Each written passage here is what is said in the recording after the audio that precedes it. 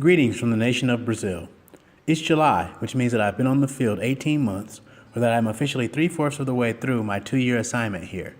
There have been lots of laughs, lots of tears, lots of lessons, and lots of coffee.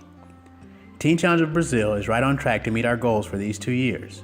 We've successfully launched model centers in 4 of Brazil's 5 regions, with Teen Challenge of Santo André in the southeast, Teen Challenge of Novo Trento in the south, Teen Challenge Restauração Shalom in the central west, and our newest addition, Teen Challenge of Recife in the northeast. This third video update is just a quick look back at my last 6 months on the field.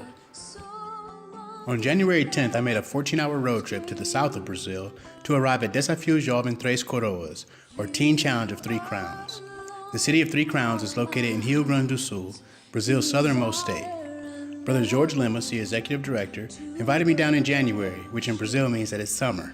Crazy, right? The city of Three Crowns is aptly named as it is blessed to be home to arguably Brazil's 3 most well-structured Teen Challenge programs. Brother George has founded a men's center, a women's center, and a re-entry program complete with a restaurant, a fruit store, a bakery, and a brick oven pizzeria that are staffed by recent graduates of the program. 70% of the program's new student intake comes from the 14 coffee house ministries that they've planted at local churches all over the region. I got a chance to visit several of these ministries, as well as to preach to the entire student population of 114 students. My 2 weeks there were a great blessing, but I said my goodbyes and hit the road to Desafio Jovem Maranata. Although Três Coroas and Maranata are in the same state, these 2 centers couldn't be more different. Pastor Taniel, the executive director, runs a very small center with only 6 students at the time I visited.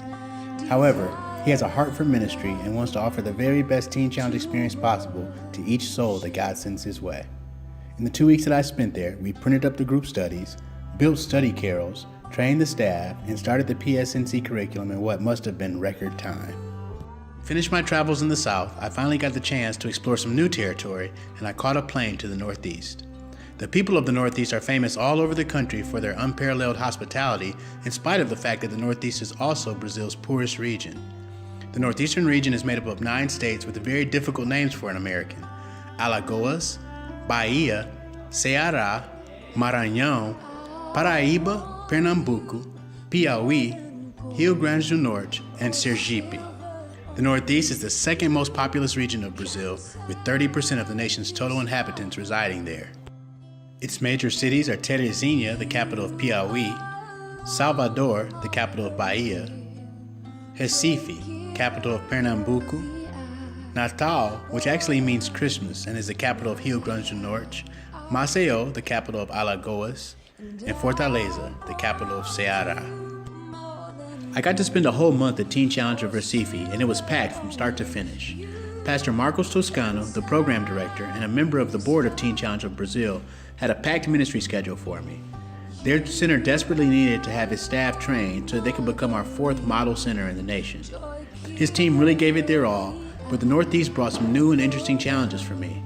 It seems that the Northeast is also famous for high illiteracy rates and poor public education, which made hours of intensive curriculum training a bit of a struggle, to say the least. I've already scheduled a return trip to Recife, as it was clear that further training will be necessary there. Besides the 4 weeks of curriculum training, I was given the opportunity to preach at the First Baptist Church of Recife and to minister to the lost with the church's evangelism team that heads out every weekend into the public squares to reach people with the gospel. God also opened an incredible door of opportunity, and I actually got to go into population to evangelize at 2 of Recife's prisons. Shortly after, I got to meet Pastor Ron Brown, Executive Director of Teen Challenge of Southern California. I worked as Pastor Brown's personal translator as he preached a revival in Recife and then another at Brazil's first annual Spiritual Emphasis Week in the state of Minas Gerais. I headed back to São Paulo, where I was invited to revisit the nearby Teen Challenge Center in Rio Claro, the very first center I trained back in April of last year. I arrived there almost 1 year to the day to spend 2 more weeks training the new staff there. The center had closed for 90 days for a time of restructuring and was now accepting new students again. I was very glad to see this historic Brazilian Teen Challenge Center returning to its roots. I also got to do a 2-week training at Teen Challenge Americana, which is also in the state of São Paulo.